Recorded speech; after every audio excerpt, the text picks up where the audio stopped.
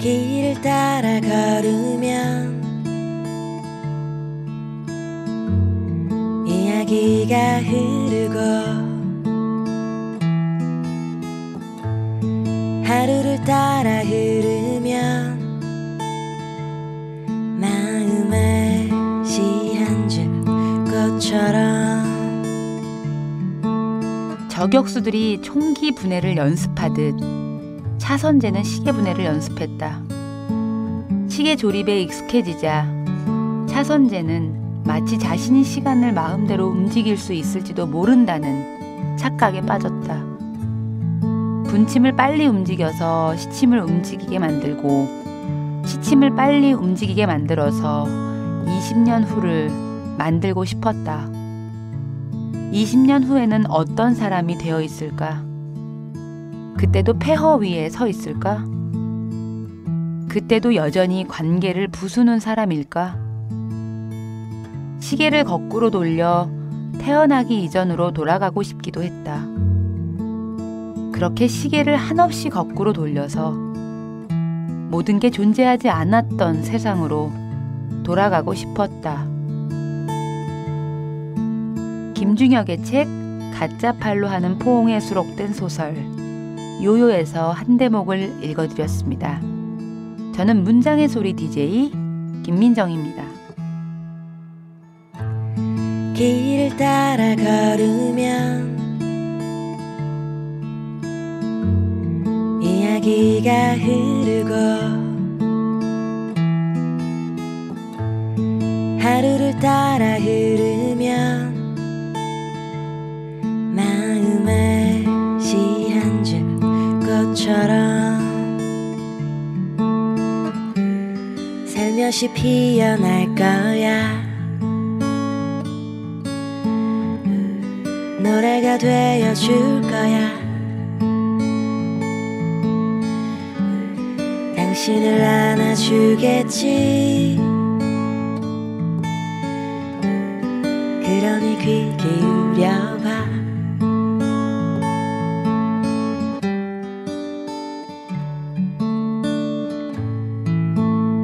문장의 소리. 지난 시간 작가의 방에 이어 이번 시간에도 신춘문예 특집을 하고 있습니다. 그 신춘 특집으로 신춘문예 당선하셨던 세 분의 시인이시죠. 김복희 씨, 조창균 씨, 유희우 씨. 지난주에 이어서 이번 주에도 나와 계십니다. 한 주 동안 잘 지내셨어요? 네. 네. 많이들 떨리셨었어요? 돌이켜보니까 어떠세요? 네, 뭐 바보 같았던 거. 지금 말씀하신 분은 김복희 씨고 또 향기 씨는? 네, 저도 많이 떨었습니다. 아, 이유 씨만 안 떨었나? 아, 너무. 이유 씨는 집에 갔는데 우유밖에 생각이 안 나. 우유 볼 때마다 이제 이유 씨 생각날 것 같아. 괜히 말했어요. 그럼 나를 지금 뭐라고 하는 거야? 그 지난 시간에 기억났던 게 창규 씨의 발표 그 작품 수였는데 네. 12편이었죠. 네. 그 정도 된 것 같아요. 복희 씨는 몇 편이나 발표했던 것 같아요? 안 세봤는데 한 18편? 18편? 네. 이유 씨는? 저도 20편 안쪽으로. 대단하다. 난 올해 5편도 5편 썼는데. 다들 인기들이 많은가 봐요. 막 여기저기서 막 찾아요? 특집이 많아서 그런 것 같아요. 신춘문예 특집 때문에. 그렇기도 하고 아기 때는 원래 청탁 오면 거절하기 되게 어렵잖아. 별별 지면들이 되게 많다는 거를 알게 됐죠. 네. 몰랐어요? 아니 진짜 좀 처음 들어보는 잡지도 있었고 그래서 아 세상에 이렇게 많은 사람들이 시를 쓰고 있구나 이런 생각. 그 신춘문예는 이게 신문에만 이렇게 시가 나가지만 뭐 문학지나 뭐 개간지들은 이렇게 책으로 만들어져서 오잖아요. 신문에 내 시가 실렸을 때 하고 잡지, 그러니까 책의 형태로 띈 지면에서 내 시가 이렇게 찍혀져 나왔을 때 느낌이 좀 많이 다르지 달랐어요. 굉장히. 이유 씨 어때? 아무 맥 없이 있는 것 같아서 내가 시킨 거야. 어땠어? 애기라서 내가 참고 있는 거야. 응. 신기했어요. 좀 느낌이 좀 다르죠. 네. 그 항상 보던 신춘문예 당선 시집 그 사진에 들어왔다는 게 일단 너무 신기했어요. 그러니까 책 형태로 편집이 되면 장점도 잘 보이기는 하지만 단점이 되게 많이 보이는. 저 같은 경우는 많이 그러거든요. 요렇게 요걸 고쳐가지고 태고해서 다음에 시집 낼 때 내야지. 이런 게 너무 잘 보여서 민망하고 창피하고 그런데 그 이런 시를 습작 때까지 이렇게 써서 데뷔를 했는데 내가 좀 쓰고 싶은 방향이랄까 좀 변화되는 거가 혹시 지금 뭐 벌써부터 있는지 아니면 해왔던 그 시들을 열심히 팔아먹고 있는지. 저는 웬만하면 새로 쓰려고 하는 편이에요. 습작했었던 시들이 꽤 되지 않아요? 많이 떨어졌으니까 꽤 있는데 그것들이 또 시간이 지나면서 또 제가 변하니까 제 시도 변하고 옛날 시를 보면 제 시이긴 하지만 지금이랑은 너무 달라서 또 내고 싶지 않고. 그래도 버리기 아깝잖아. 아까워서 바라만 보고 있어요. 얘를 어떻게 해야 하나. 언젠가 원고 청탁이 미친 듯이 밀리면 그걸 써먹을 수밖에 없게 될 거야. 이유 씨는? 저는 다 버렸고요. 진짜? 매번 새로 써요. 청탁이. 그러면 등단하기 전에 썼던 모든 시를 다 버렸어요? 네. 이유 씨한테 시를 가르쳐준 어쨌든 선생님이 계실 거 아니에요. 네. 문지문화원 사이에서 시 공부를 했으니까 네. 누구한테 가장 큰 영향을 받은 것 같아요? 시 스타일에는 영향을 받은 건 잘 모르겠고요. 어쨌든 시라는 장르를 내가 하기까지. 김소연 선생님. 소연 언니한테 시를 배웠어요? 그래서 가르쳐주셨어요. 소연 언니가 이유 씨 시를 보고 했던 말이 기억이 나요, 처음에? 그냥 좋다고 많이 해주셨던 것 같아요. 처음부터. 처음부터? 네. 언니의 칭찬이 이유 씨를 시 쓰게 했구나. 좀 제가 자존감 없을 때 응원해주시고. 지금은 자존감이 있어요? 지금도 없어요. 복희 씨는 학교가 어쨌든 간에 글 쓰는 학과에 어쨌든 네네. 선후배들이 있고 또 내 보니까 효인이가 되게 또 과에 대한 자부심이 장난이 아니더라고. 네, 선배가 시집 많이 빌려줬어요. 아, 그렇구나. 그 시를 많이 이제 갖고 있지만 시간이 지날수록 아마 더 내기는 어려울 것 같고 그걸 만지기도 되게 어려울 것 같고. 그럴 것 같아요. 그렇죠. 그 계속 이제 청탁이 오는 대로 지금 시를 쓰고 있을 텐데 원하는 방향 같아요. 네, 지금 그런 것 같아요. 어쨌든 제가 쓸 수 있는 걸 쓰는 수밖에 없으니까. 네. 확실히 등단 전과 후가 시의 변화에도 확실히 영향이 있는 것 같아요. 아무래도 좀 더 의식하는 거는 생기는 것 같아요. 예전에는 나 혼자 좋으면 그냥 좋았는데 요새는 좋은가? 진짜 좋은가? 이런 생각도 하고 내 이전 시를 답습하게 될까봐 그런 것도 좀 두렵고 네, 그런 데 있어요. 가장 자만했다 가장 겸손해지는 시기 네. 그 1년인 것 같은데 창규 씨는 어떻게 시 많이 투고했다 많이 떨어졌죠? 근데 저는 그 신춘문예만 주로 내서요. 한 20번 정도 떨어졌었고. 낸 게 20번이야? 네. 그러면 그때마다 한 3-4편씩만 해도 그 몇 편이야? 근데 제가 한 80편 정도를 썼는데 저는 그중에서 한 60편은 버렸고요. 이미? 네. 나 좀 꺼주지. 버렸어. 아니 어떻게 60편의 시를 버리냐. 대단하다. 그게 지금 20편 갖고 버틴 거예요. 근데 그 20편은 어디다 내도 괜찮은 시들이거든요. 어머 본인이 또 그렇게 또 말하면 또 괜찮다고. 뭐 쌈 정도는 유지한다. 그 정도. 내가 예심 봤는데 쌈보다 그렇게 아주 뛰어난 거 아니던데. 네, 그렇습니다. 아니 그 한 20편 정도 갖고 있는 거예요. 네, 그거를 이제 또 내기 전에 또 이제 최종적으로 또 수정을 하다 보니까 좀 더 좋아지는 것 같기는 하더라고요. 그러니까 이제 청탁이 오는 거에 대한 두려움은 좀 없는 편. 반갑고 고마운 편. 네, 좀 많이 해주셨으면 좋겠습니다. 그러니까 이 방송 듣고 이제 시가 많구나도 하시는 분이 계실 텐데 그 당선 소식을 들었던 그 순간들이 다 기억이 날 거예요. 전화하잖아요, 기자들이. 그죠? 네. 그때 이유 씨 뭐 하고 있었어요? 저 샤워하려고 빨가벗고 있다가 빨가벗은 상태로 전화는 받았어요? 예, 받았어요. 어디 전화를 맨몸으로 받았어요. 아 진짜? 아니 그 모르는 번호였을 거잖아요. 네, 왠지 그냥 울리는데 받고 싶더라고요. 그냥 홀딱 벗고 있는데 그 전화 네. 받았어요? 되게 상징적이지 않아? 맨몸. 그래서 뭐 등단자라는 얘기를 기자가 하잖아요. 네. 그때 뭐라고 그 기자님한테 말했어요? 고맙다고 했어요? 그냥 무조건 감사합니다. 밖에 소리가 안 나오더라. 그리고 끊고 씻고 나와가지고 정신 차렸어요? 네. 안 씻었죠. 옷에 막 입고 바깥으로 뛰쳐나가서 선생님 지인들한테 막 전화하고 아니 씻으려고 하다가 도로에 옷을 입고 씻고 하지 왜? 복희 씨는 뭐 하고 있었어요? 전화 받았어요. 저 술 먹으러 가려고 이제 이동하려고 버스 기다리고 있었어요. 그러니까 그 언저리가 왜 연락이 오늘 내일 네, 지나면 이제 안 오겠다라고 하는 마음의 약간의 희망과 절망이 교차하던 그 며칠이었을 텐데. 네, 참 추웠어요. 전화 받자마자 되게 뜨거웠겠다. 귀가 되게 뜨거웠겠다. 네, 너무 좋아가지고 길에서 막 소리 질렀던 것 같아요. 그래서 소리 지른 게 내 귀에까지 들어왔던 것 같아. 효인이 후배 데뷔했다는 게 나한테까지 들어왔던 것 같아. 창기 씨는 뭐 하고 있었어요? 저는 그때 그 출판회사에 다니고 있었거든요. 아, 회사도 다녔었어요? 네.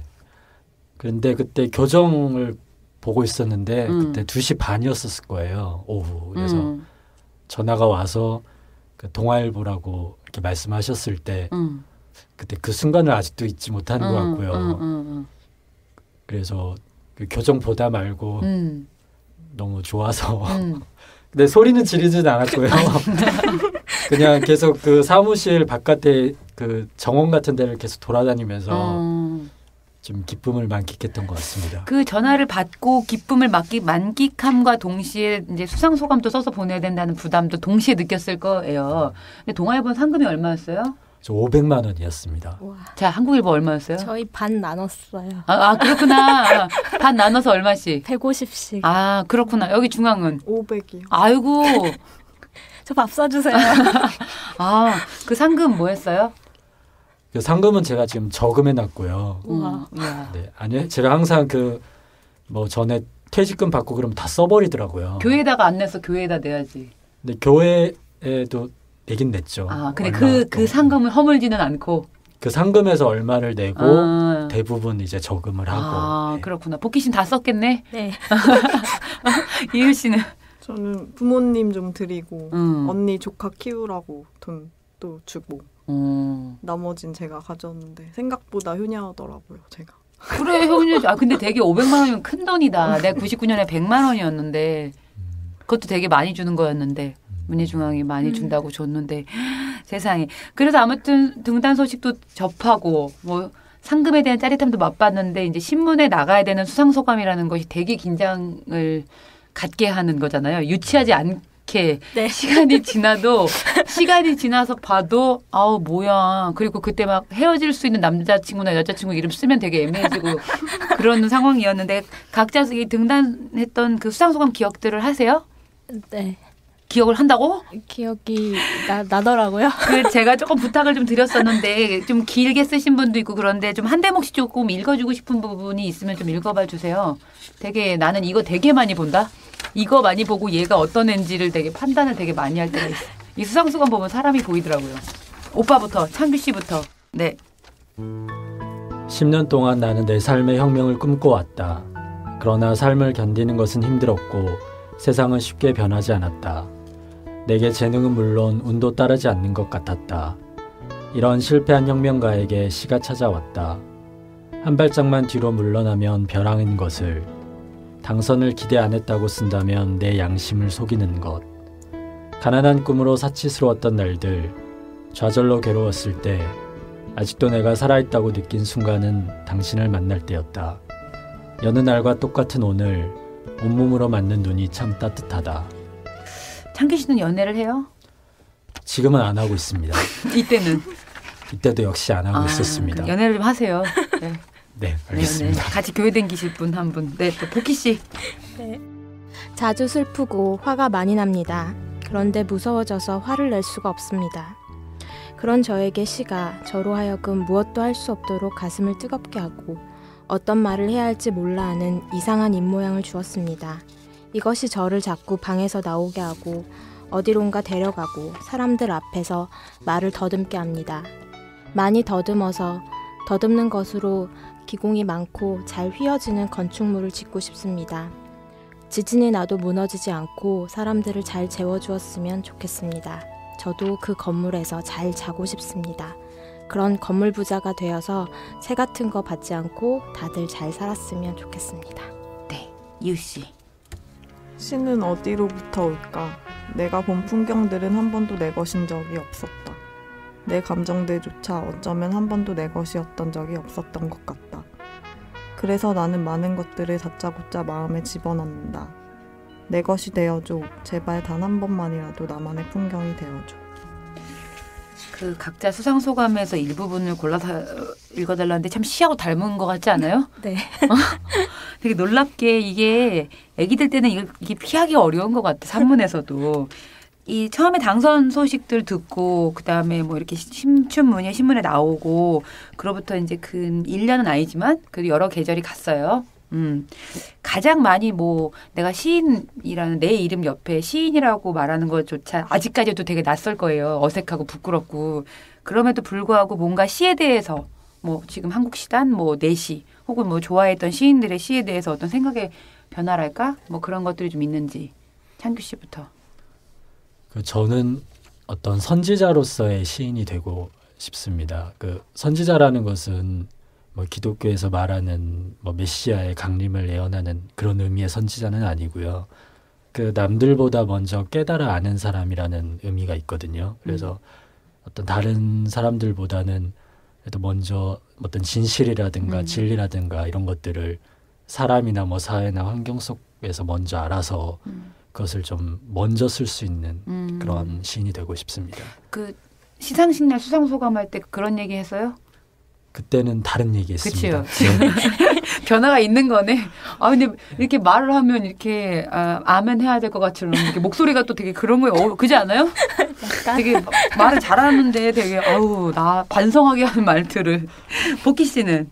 네, 저는 시인이라는 이름이 어쨌든 생겼고 이제 친구들이 자꾸 궁금해요. 시인은 어떻게 사는 거냐고, 너 뭐가 달라진 게 있냐고. 근데 자기들이 저한테 하는 거 보면 별로 달라지는 거 없는 것 같은데, 그래서 시는 어떻게 쓰냐고 자주 물어보기도 해서 그럴 때 시를 내가 어떻게 쓰더라 뭐 이런 생각을 하게 되기도 해요. 그리고 내가 이런 친구들이 막 그런 걸 되게 많이 얘기해요. 난 이런 감정을 지금 느끼고 있는데 너가 이런 거 시로 쓰는 거야? 막 이렇게 물어보기도 하고, 그래서 그렇기도 하지, 막 이렇게 얘기도 하면서, 그래서 시를 혼자 쓴다는 생각을 예전에는 많이 했는데, 요즘에는, 물론 타이핑하는 손은 내 손이지만, 그렇지 않구나, 내가 지금 사람들이랑 살고 있구나, 이런 생각을 하게 된 게 좀 바뀐 것 같아요. 그치, 읽는 사람들을 네. 아무래도 의식을 안 할 수가 없고, 그쵸? 네. 쓰고 있는 나를 또 내가 의식하지 않을 수 없는 네. 상황.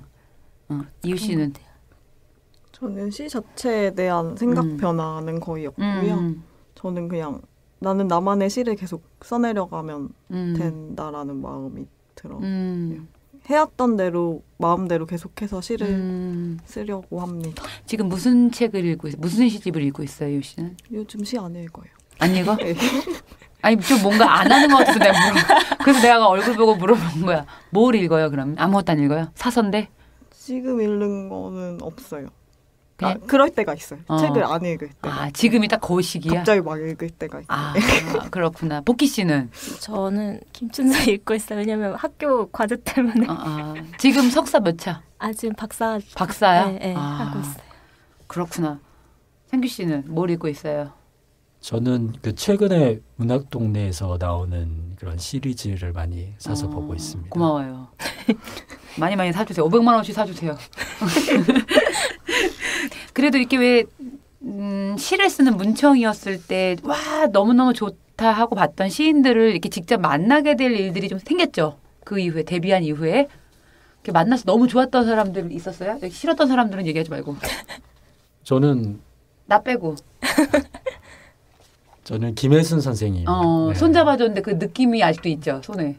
이렇게 손을 잡아주시면서 이렇게 뭐라고 말씀을 하셨는데 따뜻한 말씀이셨는데 지금 기억은 나지 기억을 못하는. 않는데 손 잡아준 게 어디야. 네, 되게 기운이. 너무 손에 아직도 안 씻고 싶어요. 아니 그래도 이렇게 시를 읽어왔었을 테니까 그 네. 약간의 김혜선 선생님 시를만 봐왔으면 이렇게 겁나고 조심스러울 수도 있고 막 그런 느낌의 아우라가 있잖아요. 네네. 근데 딱 손을 잡았다고 하니까 와르르 그게 무너지면서 되게 평생 가는 그런 거였을 텐데 복희 씨는?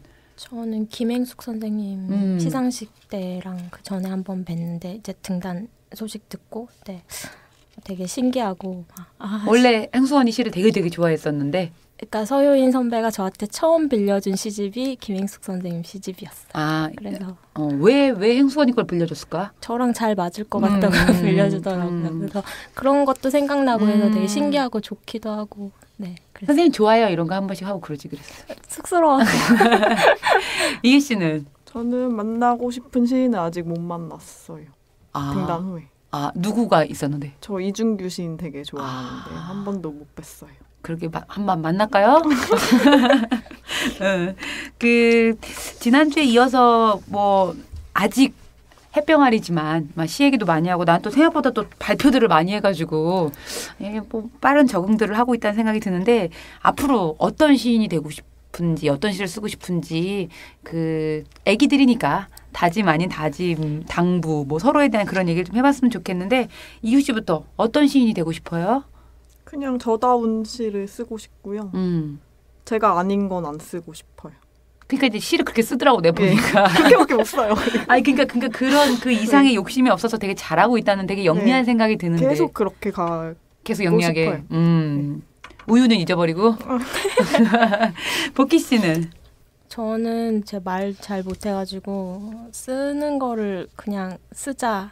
내가 쓸 수 있는 걸 쓰자. 뭐 이웃이랑 비슷한 말인 것 같긴 한데 뭐 모르면서 아는 척하지 말자, 잘난 척하지 말자, 정신 차리자 뭐 이런 느낌으로. 그 대학원에서 지금 국문과 박사 과정 중인데, 네네. 이런 사람인 줄 알았는데 이 시인이 이랬어라고 이렇게 바뀌게 된 사람은 혹시 없었어요? 아, 이상에 대해서 전 편견이 있었는데 저는 학부 때는 이상 되게 싫어했거든요. 근데 이제 논문 쓰면서 다시 읽었는데 이 사람이 너무 시를 열심히 쓰고 시에 헌신한 사람이었던 거예요. 그래서 아니 이렇게 훌륭한 사람이 그냥 천재성으로 그냥 훌쩍 갈기고 말았을 줄 알았는데 네, 천재가 노력하는 천재였더라고요. 그래서 노력을 사람이 해야 된다. 내가 이 질문을 왜 했냐면 이 질문의 답과 목소리가 어울려서. 아니, 나중에 방송 들으면서 한번 느껴보세요. 아, 네. 네네. 창기 씨는? 저도 뭐 아까 얘기했던 것과 비슷한데요. 그 시를 통해서 좀 사회의 어떤 책임을 좀금이라도 지고 싶고 또 이웃에게 좀 내가 죄를 많이 질 테니까 많이 그걸 좀 어떻게 해결 좀 해. 그러니까 그게 난 죄 짓는 것밖에 못할 것 같으니까. 그래서 제 시가 좀 일상생활에서 많이 출발하면서 좀 현실에 좀 비판적인 그런 것들의 시각이 좀 가끔씩 나오고 있는 것 같아요. 지금 변화를 느끼고 있어요. 네. 앞으로 그러니까 그런 시들을 많이 보여주고 선지자로서의 시인 되게 안 잊어버리는 말 같아. 선지자로서 오랜만이야. 이거 무슨 이육사 이후에 선지자 그런 거 처음 들어본 거 같아. 나는. 아무튼 어떻게 좀 2주에 걸쳐서 만나서 얘기들 해보니까 어떠셨던 것 같아요? 소감을 좀. 두 분 시만 봤을 때랑 또 실제로 뵈니까 시랑 또 너무 잘 어울려서 신기했고 또 좋았던 것 같아요. 또, 자주 좀 보고 또 이유 씨는 가장 동생인데. 반가웠습니다. 그렇게 할 수 있는 것만큼 한다고 그랬고 창규 씨는? 네, 저도 반가웠고요. 동생들 잘 챙겨줘요. 이게 등단 동기가 얼마나 큰 서로한테 의지가 되는 건데. 제가 혼자라서 여동생이 있으면 잘해주려고 그랬는데 오늘 둘이나 생겼네. 네. 싫은가 보다. 죄송합니다. 그래요. 2주에 걸쳐서 되게 내가 짓궂게도 얘기를 많이 하고 또 이렇게 허심탄회하게 답을 또 많이 해줘가지고 이 방송을 듣고 계시는 분들은 세 분에 대한 관심은 아마 계속 갖게 되실 것 같고 검색을 계속 하시게 될 것 같아요. 시집이 나오는 그날까지는. 앞으로도 매 계절마다 매 월마다 좋은 시 많이 보여주시고 활동 열심히 해주시고 또 좋은 시집으로 또 이 자리에서 뵀으면 좋겠어요. 수고들 많으셨어요. 네, 감사합니다. 네, 감사합니다. 안녕히 들어가세요. 네.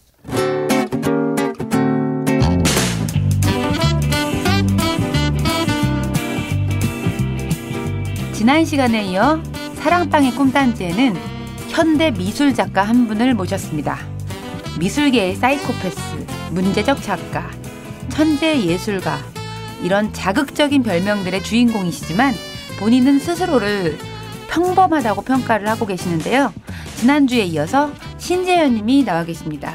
한 주간 잘 지내셨어요? 예, 안녕하세요. 신재현입니다. 네. 지난주에 좀 우리가 몸풀기를 하고 입풀기를 해서 좀 가까운 느낌이 있죠. 네.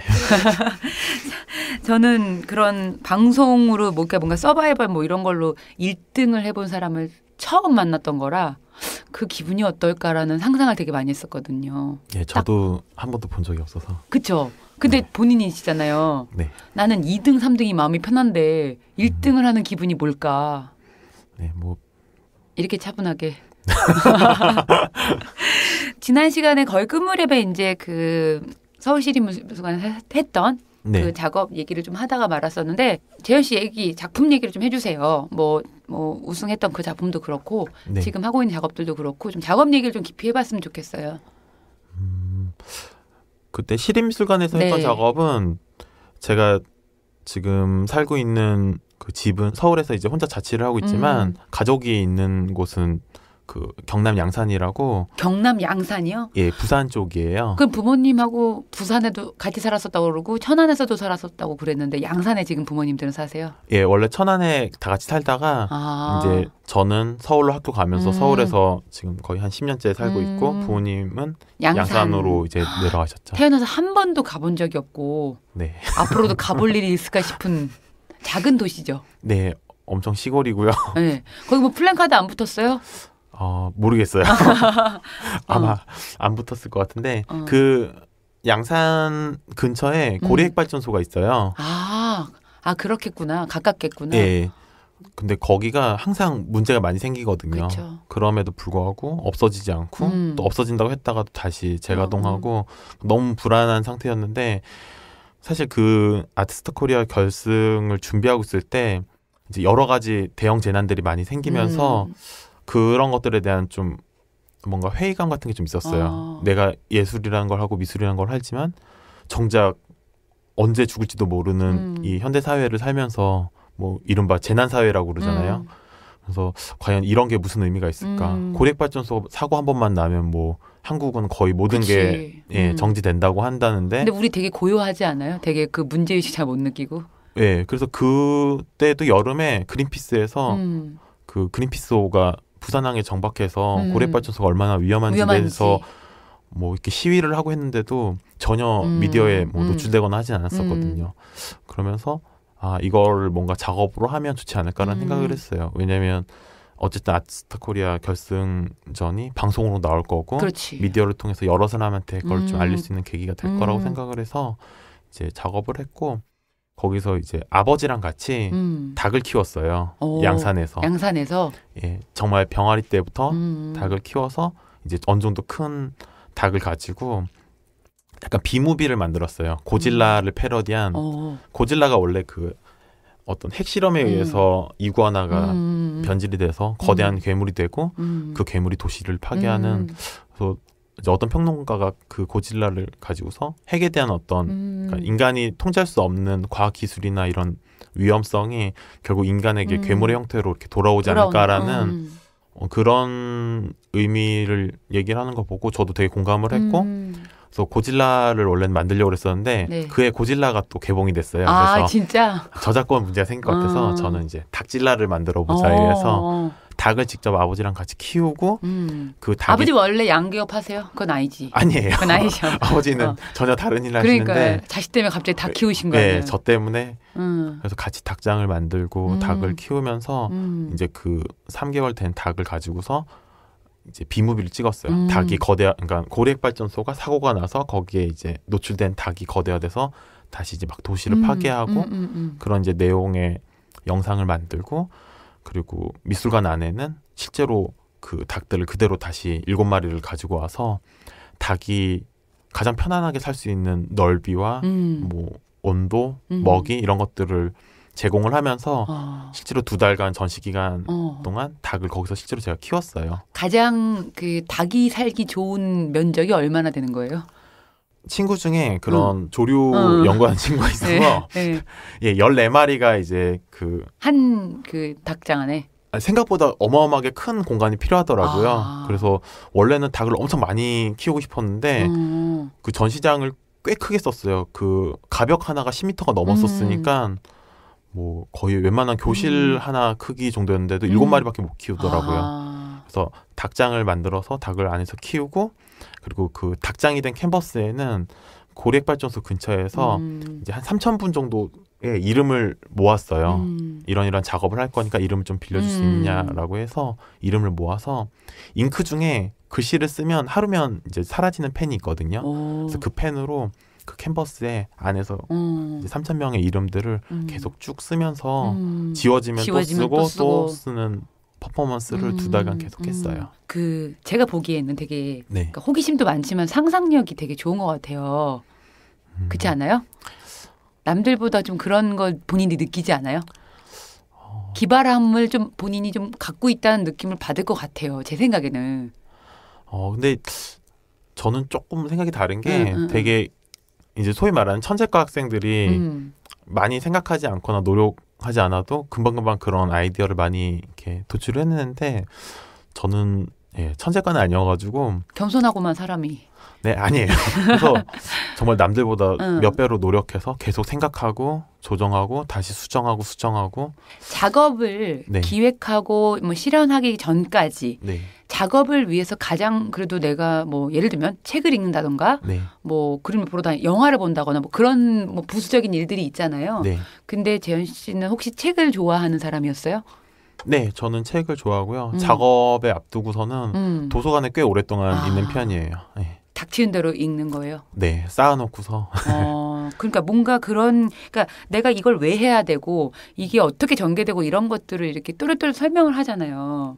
근데 막 눈앞에 막 그려지잖아요.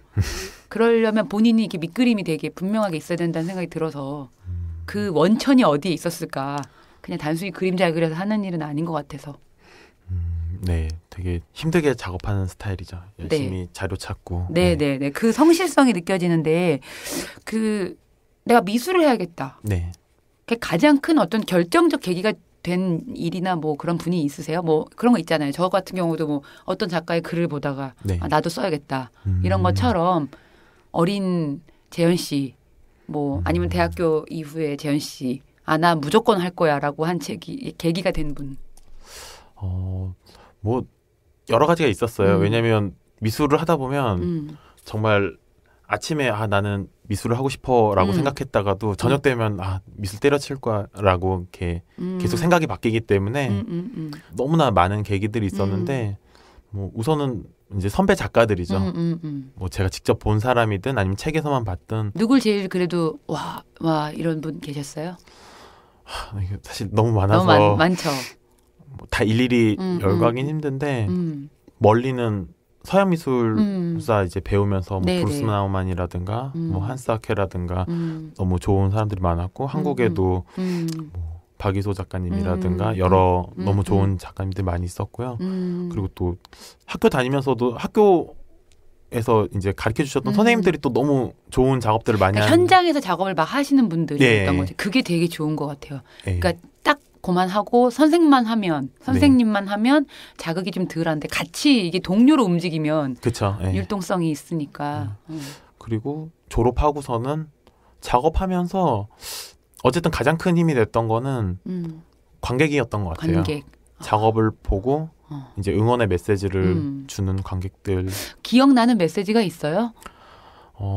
제가 이제 2011년도 때 그 숙명여대라는 이제 학교 안에 갤러리가 있어요. 네네. 거기 갤러리에 이제 초청을 받아서 개인전을 한 적이 있었는데 거기서 이제 개인용 포르노그래피를 만들어주는 프로젝트를 했었었고 이제 아무래도 조금 자극적인 소재이다 보니까 처음에 오해를 많이 받아서 여대 안에서 그것도 어떻게 여대 안에서 이런 작업을 해요 이러면서 왔던 분들이 이제 작업에 대한 설명을 듣고 되게 좋아해 주셨어요. 왜냐하면 그 작업 자체가 어떤 포르노그래피라는 것 자체가 우리가 언뜻 생각하기엔 되게 선정적이고 그쵸. 나쁜 것처럼 보일 수도 있는데 실제로는 프랑스 혁명 때 되게 어떤 부패한 왕권과 정치계 그리고 종교계를 비판하는 데 쓰이는 되게 유효한 수단이었고 다만 그게 이제 나중에 민주화가 된 다음에 불필요해지면서 이제 자본주의랑 좀 불편하게 이제 엮이는 바람에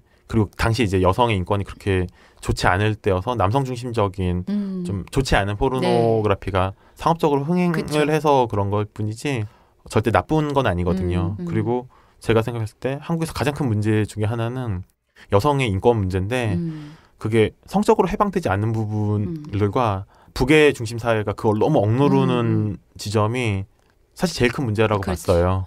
그래서 이제 그런 것들을 다루는 작업이었었고요. 근데 거기서 아무래도 2주 동안 계속 인터뷰를 하는 프로젝트였기 때문에 여러 가지 이제 이야기들 많이 들었어요. 그럼에도 불구하고 이제 굉장히 신랄하게 비판해 주신 분들도 있고 또 되게 어떤 작업 자체를 되게 좋아해 주시고 응원해 주신 분들도 있었는데 어쨌든 관객으로부터 그렇게 피드백을 주고받는 게 미술계 안에서 그렇게 쉽지는 않아요. 일방적일 수밖에 없는 구조를 그쵸. 갖고 있는데. 네, 그래서 그때 되게 힘이 많이 됐고 그래도 아무리 힘들고 그래도 작업을 하는 게 굉장히 유의미하겠다라는 거를 느꼈던 것 같아요.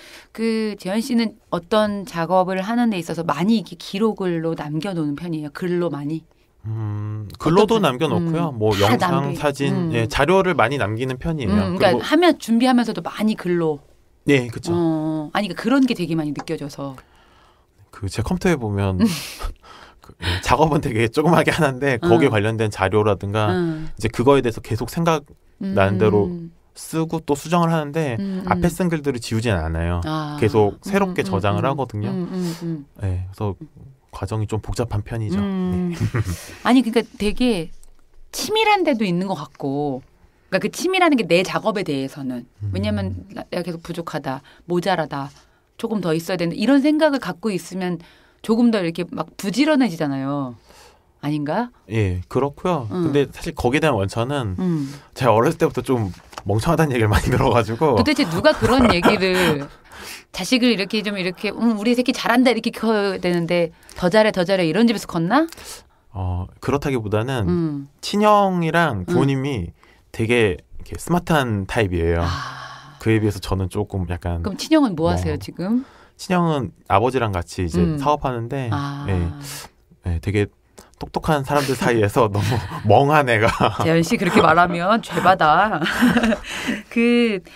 사실 작업이 이제 아직 이제 나이가 어리잖아요. 그러니까 제가 말하는 어리다는 건 미술 이제 크게 평생을 해야 되는 것 같은데 지금까지 하면서 가장 어려웠던 점이나 뭐 순간이 있었어요? 가장 어려웠던 때, 내가 나를 못 이겨 먹을 때 있잖아요. 힘들 때. 언제 가장 지치는지. 뭐 너무 많아서 사실 다 얘기하기 힘든데 일단은 경제적으로 힘들었을 때가 제일 그랬던 것 같아요. 지금 뭐 어쨌든 1억 원짜리 상금의 주인공이 됐고 그 이후에 갤러리에서도 요청이 많죠. 예. 많죠. 네. 그래도 힘들어요.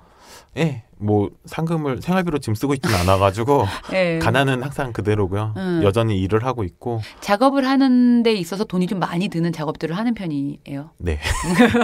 그 얘기를 물어보려고 그랬어요. 네. 돈이 아주 많이 드는 작업들을 하죠. 좀 누가 후원해주면 안 되나? 그럼 좀 좋을 것 같은데. 그래서 일단은 경제적으로 어려운 상황이 닥쳤을 때가 제일 힘들고 그리고 뭔가 전시를 하거나 결과물을 냈을 때 관심을 많이 받지 못했을 때 내가 이걸 해야 되나라는 어려움이 있고 그리고 마지막으로는 제 작업들이 사회적으로 좀 민감한 이슈다 보니까 항상 많이 부딪혀요. 네, 그 얘기를 묻고 싶어서 여기까지 온 거예요. 왜냐하면 그 재현 씨 작업을 보면 평안한 오후를 그리지 않잖아요. 우리가 감추려고 하고 그냥 끄집어내지 말았으면 좋겠지만 그걸 맞닥뜨리고 싶어하는 욕심과 정의감이 있어요. 그렇지 않아요? 뭐 정의감은 잘 모르겠고요. 그냥 A는 A인데 왜 자꾸 이거 A를 A라고 얘기 안 하지? 난 A를 A라고 일단 얘기할 거야라는 자세가 있잖아요. 네, 근데 그게 되게 공익성은 아닌 것 같고 그냥 철저하게 제 개인의 어떤 그거를 알고 싶어하는 욕망에 더 가까운 것 같아요. 그러니까 문제의식을 되게 빨리 느끼고 그거에 대해서 이거 문제의식이 있는 거야라고 내보이려고 하는 의지가 있단 말이죠. 근데 그런 시선을 갖게 된 나름의 이유가 있었을까요? 이거는 되게 약간 타고난 부분인데 원래 어렸을 때부터 의심이 많았어요. 의심. 네. 근데 의심이라는 게 한국 사회에서는 의심이 많다고 하면 되게 부정적인 거잖아요. 그쵸. 사람을 믿어야 되고. 나는 그걸 호기심으로 보고 있어. 네. 근데 저는 좀 다르게 생각했던 게 오히려 의심하지 않는 거는 대상을 믿지 않는 거라고 봐요. 왜냐면 의심을 하고 속을 다 하나하나 확인해보고 그 다음에 믿음이라는 게 생기는 거지. 그 다음에는 안 흔들리지. 네. 그러니까 더 확고한 믿음을 위한 의심은 굉장히 긍정적인 거라고 봤는데 오히려 되게 막연한 믿음을 강요하는 게 훨씬 위험하다고 봤거든요. 그래서 굉장히 어렸을 때부터 그것 때문에 이제 학교 선생님이라든가 부모님하고 마찰이 많았죠. 왜냐면 학교 선생님들은 애들 모두 안 그러는데 한 명이 그러고 있으면 걔한테 되게 시선이 가거든. 제가 또 나한테 어떻게 이렇게 쳐다보고 있는 거 아닐까 이런 느낌으로 의식이 되니까. 네. 근데 가장 최근에 이제 하는 작업들을 봐도 되게 이 의심의 맥락에서 이게 될 수 있을 것 같은데 제가 최근에 하신 2가지 작업 얘기를 들었어요. 잉글리시 오더, 그다음에 한남 스타일. 되게 어려울 수 있는, 그러니까 말로 설명하기 되게 어려울 수 있는 작업이긴 하잖아요. 그래도 해주세요.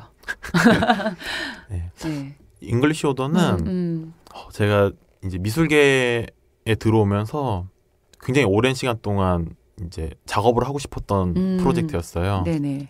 한국에 살면서 영어가 가지고 있는 권력이 뭐 어마어마하잖아요. 그렇죠. 아이들을 굉장히 어렸을 때부터 영어 교육을 시키고 그치. 심지어 뭐 영어 발음을 쉽게 하기 위해서 혀도 뭐 자른 수술도 한다고 하는데 왜 한국은 그렇게 영어에 집착하느냐 그런 의문이 있었고 이제 한국에서 활동하는 외국인 작가들 특히 백인 남성 작가들이 한국에 오면 한국말을 안 배워요. 그리고 되게 당연하게 영어를 쓰고 사람들은 영어를 쓰지 못하는 거를 되게 부끄러워하고 그리고 미술계 안에서도 영어 권력이 굉장하거든요. 그러니까 어떤 큐레이팅 능력이 대단하게 어떤 확인되지 않는 사람들도 뭐 영어권에서 공부를 하고 왔거나 아니면 외국인 친구들이 많으면 되게 뭔가 파격적인 조건들로 기회들이 온다든가 그런 여러 가지 사건들이 좀 뭉치면서 재미난 사건 하나를 알게 됐는데 미국인 친구가 피자를 시켜 먹는데 상호명을 말해도 되나요? 피자헛에 피자를 시키는데 영어로 주문을 하더라고요. 그래서 아니 왜 영어로 주문하냐고 했더니 영어로 주문하면 훨씬 싸다는 거예요. 아 진짜? 네. 그래서 왜 영어로 주문하면 싸지라고 확인을 해봤는데 그걸 아는 한국인이 아무도 없는 거예요. 미국 친구들만 알아요. 심지어 프랑스인, 뭐 중국인 다 모르는데 미국인만 아는 서비스더라고요. 그래서 얼마나 할인이 되는지 봤더니 뭐 할인율이 꽤 높더라고요. 그게 진짜로 그렇게 있어요? 네, 지금도 있어요. 그래서 이거는 뭐지라고 봤는데 이제 그 피자헛이 미국 프랜차이즈잖아요. 그리고 한국에 들어오면서 이제 미국인들, 자국인들한테 어떤 혜택을 주기 위한 약간 그런 식으로 해석이 됐고 그건 뭐 저뿐만 아니라 당시 언론들이 또 떠들었고 기사도 났지만 전혀 그건 바뀌지 않았고 근데 그 부분은 뭐 그냥 경제 식민지로서의 한국과 미국의 관계를 넘어서서 영어라는 권력 자체가 갖고 있는 알 수 없는 이제 여러 부분들을 그 잉글리시 오더라는 피자 주문이 전 상징을 한다고 봤고요. 마침 이제 이태원 한남동이죠. 네네. 정확히는 이태원 근처에서 그 전시를 할 기회가 왔어요. 2달간. 그래서 마침 그 피자헛 1호점이 또 그 동네에 있더라고요. 그래서 뭔가 잘 맞아 들어간다고 생각을 했고 근데 이제 단순히 뭐 그걸 비판하는 거는 의미가 없다고 봤고요. 오히려 그걸 이제 비꼬기 위해서 제가 그 안에 들어가기로 했어요. 그래서 전 영어를 진짜 못하거든요. 근데 피자는 되게 좋아하고 싸게 먹고 싶고 그래서 이태원 주변에 사는 외국인들한테 영어를 배우고 나중에 이제 2달 후에 마지막 공연으로 영어로 이제 피자를 주문하는 퍼포먼스를 해서 사람들하고 같이 나눠 먹었어요. 먹는 프로젝트 진행을 했어요. 그리고 그 프로젝트 반응은 어땠어요? 네, 너무 좋았어요. 물론 피자를 공짜로 줬기 때문에 그런 것도 있었겠지만 그런 사실이 있었다는 것도 되게 사람들 얼마나 몰랐고. 시켰어요 그때? 원래는 한 20-30명 정도 올 줄 알고 적게 생각을 했었는데 그날 거의 한 100명 가까이 와서 피자 거의 한 20판 가까이 시켰던 것 같아요. 근데 할인율이 정말 높아요? 네, 할인율은 되게 높아요. 그래서 그런 작업이 있었었는데 사실 그 작업을 완벽하게 못했어요. 왜냐하면 그 테이크아웃 드로잉이라는 공간이 제 가수 싸이가 집 주인이었는데 중간에 샀죠. 네, 중간에 사고 뭐 월세를 잘 받고 있다가 갑작스럽게 이제 명도 소송을 몰래 그러니까 그 테이크아웃 드로잉이라는 미술 공간인데 거기 사람들이 모르게 명도 소송을 진행을 해서 갑자기 이제 용역들을 써서 집기를 빼고 폭력적으로 이제 또 그 과정에 이제 테이크아웃 드로잉 있는 운영진이 다치기도 하고 그랬구나. 나 거기 단골이었는데.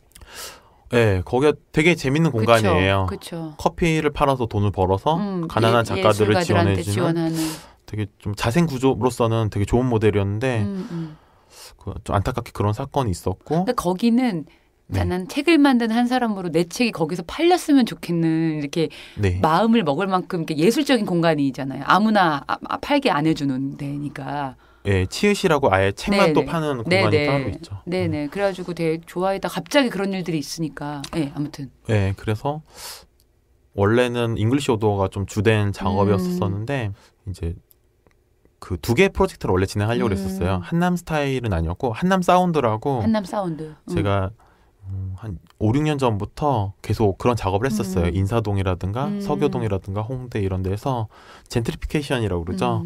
그렇게 원래 처음에는 좀 낙후해서 임대료가 쌌던 지역이 갑자기 이제 문화예술 쪽으로 각광받으면서 임대료가 커지면서 오히려 그 발전을 이뤘던 예술가들이나 문화공간들이 다 쫓기는 그 공간들을 돌면서 물건들을 이제 사람들이 쫓겨나면서 버리고 간 물건들로 악기를 만들어서 소리를 아카이브하는 프로젝트를 진행을 계속하고 있었었고 한남동도 사실 그런 지역이긴 했어요. 근데 그렇게 어떻게 보면 되게 직접적인 공간이 될 줄은 몰랐었는데 근데 거기 사태가 너무 급박했었고 저도 아예 거의 2, 3주간은 거기 들어가 살았거든요. 아, 그랬구나. 언제 용역들이 와서 또 집기를 뺄지 몰랐고 근데 그거는 뭐 제가 봤을 때는 가수 사인이나 아니면 집주인들만의 문제가 아니라 사실 한국 법 구조 자체가 잘못된 부분이 있고 그거는 우리가 항상 비교를 할 때 유럽이나 외국과 비교를 많이 하잖아요. 외국과 비교를 해도 너무 말도 안 되는 법 구조이고 그 법은 지금 뭐 많은 분들이 열심히 노력해서 바꾸고는 있지만 뭐 안타깝게도 테이크아웃 드로잉은 그 법의 보호를 받을 수 없는 상황. 예, 상황이었고 그 안에서 너무 힘든 일들이 많이 있었어요. 근데 다행인 거는 지금 제가 알기로는 재판 과정에서 잘 진행이 돼서 테이크아웃 드로잉이 이제 어쨌든 거기 불법 침입을 했다라든가 뭐 이제 그런 누명에 대해서는 다 벗겨졌고요. 대신 이제 제가 명예훼손으로 지금 소송이 걸려가지고. 아 진짜? 예.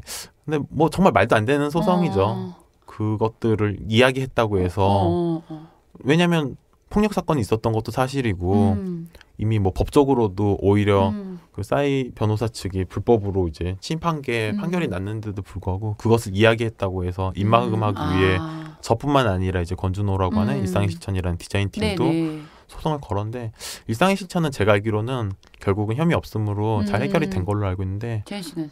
예, 저는 그 재판 그 과정 중에 외국을 잠깐 갔다 온 바람에 조금 일이 복잡하게 됐어요. 그래서 지금 아직도 열심히 지금 소송 중에 있고. 그러니까 그런 부분들 좀 되게 힘든 것 같아요. 작업을 하기가. 법을 우리나라의 불평등 법이 한두 가지가 아니잖아요. 그쵸, 다음 작업의 테마로 제대로 한번 삼아서 제대로 한번 약 올려봐요. 아 지금 그래서 소송 걸린 것도 다 작업의 재료로 쓰기 위해서 자료를 모으고 있어요. 그 계획을 좀 말씀해 주세요. 아 나는 그랬으면 좋겠다고 했는데 이미 하고 있구나. 앞으로의 계획. 앞으로의 계획이요? 네, 그 이기시는 것도 물론 계획이지만 뭐 하고 싶으세요? 일단 이 그 법을 갖고서 하는 작업은 진행이 좀 더 돼봐야 알 것 같고요. 지금 일단 잡혀 있는 전시들을 잘 마무리하는 게 또 목표가. 하반기 전시 많아요. 전시 소개를 좀 해주세요. 어디 가면은 재현 씨 작업을 볼 수 있는지. 이게 방송 전이 될지 후일지 모르겠는데 일단 지금 그 안국역 근처에 아트선제센터라는 미술관이 있어요. 거기에서 뭐 저뿐만 아니라 되게 좋은 여러 작가들과 함께 DMZ 프로젝트라고 해서 비무장지대를 이렇게 조망하는 전시가 매년 있었어요. 그 중에 여러 작가 중에 한 명으로 이제 참여를 했고 전시가 11월 말까지. 아유, 그러면 뭐 충분히 보러 갈 수 있는 정도의. 정말요? 네네. 네, 다행이네요. 네네. 그리고 아트 선재 가야겠네요. 꼭 오세요. 네네. 그리고 9월 15일 날 이제 서교실험센터라고 여기서 가까운데 홍대 근처에 이제 공간에서 이제 뇌파랑 어떤 썸띵이라는 이제 그런 걸 주제로 해서 또 사운드 설치 작업이랑 퍼포먼스를 이틀간 하게 됐어요. 끊임없이 할 일이 많고 그죠?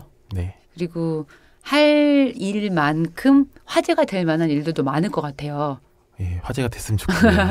그 마지막으로 문장의 소리를 듣고 계시는, 왜냐면 우리는 또 문학 하시는 분들이 많이 또 듣기도 하고 네. 미술을 잘 알고 싶은데 잘 어디서부터 어떻게 공부해야 될지 몰라서 그냥 내버려 두고 있는 분들도 많아요. 네. 애들.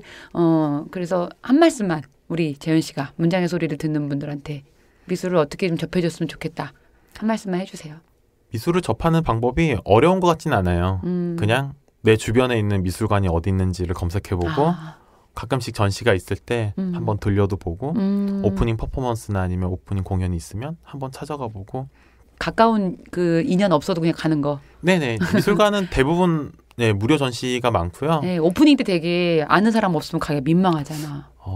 그래도 한번 가면 좋아요. 왜냐하면 네네. 오프닝 자주 가다 보면 또 눈에 익는 사람들이 생기기도 하고. 그러니까 내 집에서 가까운, 내가 사는 데서 가까운 네. 미술관을 검색하라. 네, 검색하고 일단 네, 한번 처음 가보면 내가 이런 게 재밌구나라는 거를 예, 알게 되고 또 계속 그런 비슷한 전시가 있을 때 갈 수 있는 기회가 있고요. 그리고 이제 특히 서울 같은 데는 그런 기관에서 하는 워크숍이 되게 많아요.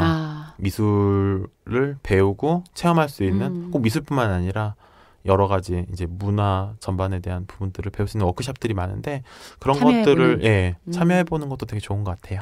2주 동안 재현 씨가 제 호기심에 의심 없이 답해 주시느라고 고생이 많으셨어요. 앞으로도 좋은 작업을 기대할 거고요. 또 앞으로 저도 전시관에서 뵙는 걸로 할게요. 예, 감사합니다. 네, 고생 많으셨어요. 안녕히 들어가세요. 예, 감사합니다.